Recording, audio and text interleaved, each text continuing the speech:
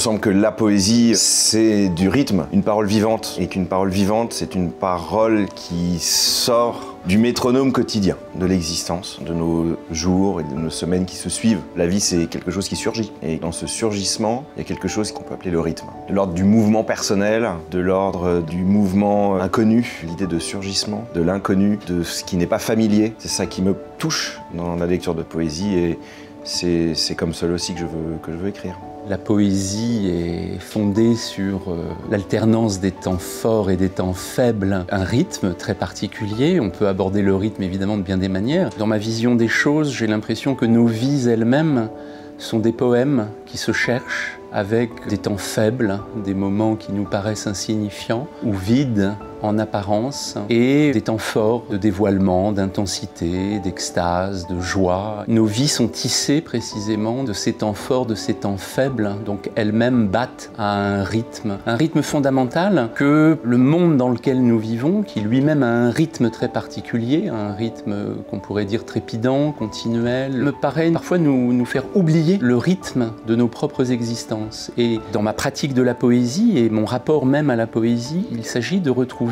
ce rythme fondamental pour ne pas être perdu dans un rythme qui me fait oublier celui de mon existence.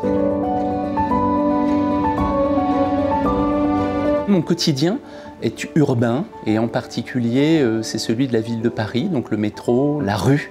Avec son rythme particulier, je me sens aussi profondément contemporain. La ville elle-même bat à un rythme que j'aime. Je me reconnais assez dans le sillon baudelairien. J'ai besoin de ce battement de la vie. Parfois la vitesse, un tempo, qui n'est pas toujours le mien, mais devant lequel ma vie se cherche.